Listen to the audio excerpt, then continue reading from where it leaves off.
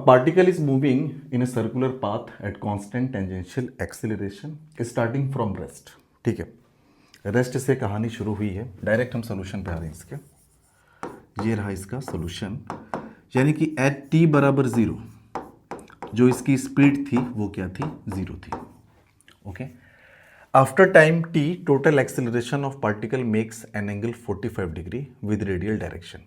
ठीक है, पहली बात की सर्कुलर पाथ में मोशन हो रहा है, कह रहा है कि टी टाइम बाद, टी बराबर ज़ीरो पे मोशन कहाँ से स्टार्ट हुआ हमें नहीं पता, लेकिन कह रहा है कि टी टाइम बाद जो एक्सेलरेशन है वो रेडियल डायरेक्शन के साथ 45 डिग्री के एंगल पे। ठीक है, तो सबसे पहले एक रैंडम हम सर्कुलर ट्रैक ऐसे बना लें। ये हमारा हो गया सर्कुलर ट्रैक। ठीक है, ऐसे सेंटर जाती हुई एक लाइन हमने यहाँ पे दिखा दी। हमने मान लिया कि मोशन यहाँ से स्टार्ट हुआ था, कोई फ़र्क नहीं पड़ता, टी बराबर ज़ीरो पे, यहाँ पे यू बराबर जो था वो ज़ीरो था। टाइम टी पे मान लेते हैं कि यहाँ पहुँच गया ये पार्टिकल जो है। ठीक है, और कह रहा है कि जब यहाँ पे पहुँचा तो इसका जो एक्सेलरेशन था ये रेडियल डायरेक्शन के साथ 45 डिग्री के एंगल पे, ये वाला एंगल 45 डिग्री गिवन है। ठीक है, और ये आपका हो गया एक्सेलरेशन ए। अब चूंकि 45 डिग्री के एंगल पे तो इसको जब दो कंपोनेंट्स में हम रिजॉल्व करेंगे, ठीक है, अब ध्यान से समझिए, इधर एक कंपोनेंट हो जाएगा, ये तो आपका हो जाएगा tangential acceleration by tangential direction वाला कंपोनेंट, एक आपका हो जाएगा एक्सेलरेशन का रेडियल डायरेक्शन वाला कंपोनेंट, और इसी को हम नॉर्मल एक्सेलरेशन भी बोलेंगे। चूंकि एंगल 45 डिग्री है तो ऑब्वियस सी बात है कि यहाँ पे जो ए टी होगा वो किसके बराबर हो जाएगा, ए एन के बराबर हो जाएगा। ठीक है, यहाँ पे टाइम टी पे पहुँचा है ये, at T is equals to small T की कहानी है, और मान लिया कि यहाँ पे जो इसके पास स्पीड थी वो क्या थी, v के बराबर थी। ठीक है, अब आपको तो पता है कि v इज इक्वल्स टू होता है u प्लस ए टी। ठीक है ना, इनिशियल जीरो है, रेस्ट से स्टार्ट किया था, ये वाला टर्म आपका जीरो हो गया।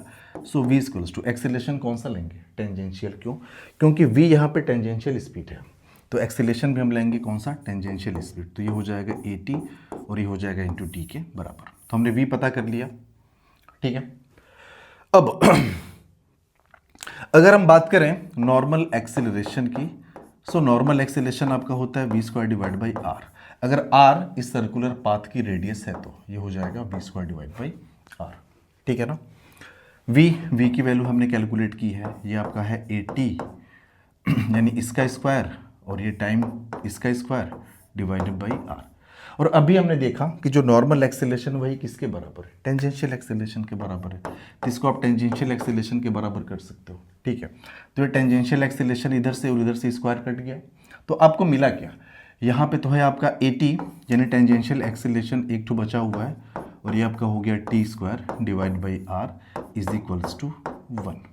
ठीक है ना, तो ए टी यहाँ से हम कैलकुलेट कर लेते हैं, tangential acceleration is equals to R इधर चला जाएगा, टी स्क्वायर नीचे आ जाएगा, तो ये आपका हो गया R divide by T square.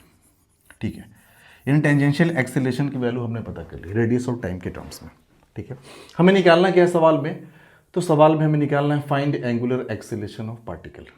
ठीक है, अल्फा निकालना है, तो टेंजेंशियल एक्सेलरेशन और एंगुलर एक्सेलरेशन में फॉर्मूला होता है, एक रिलेशन होता है, A T is equals to होता है आर मल्टीप्लाइड बाई अल्फा, तो अल्फा इज इक्वल्स टू हो जाएगा tangential acceleration divide by R. ठीक है, टेंजेंशियल एक्सेलरेशन हमने कैलकुलेट किया R divide by T square, तो इसकी जगह पर हमने रख दिया are divided by T square.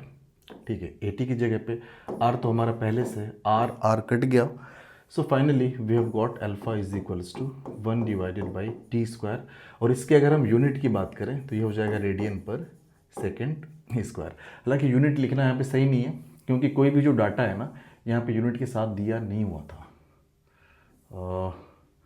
हाँ, यूनिट ना भी लिखो चलेगा, हमें न्यूमेरिकल वैल्यू से यहाँ पे मतलब है। So alpha is equals to 1 by T square, ये आपका हो जाएगा angular acceleration of the particle.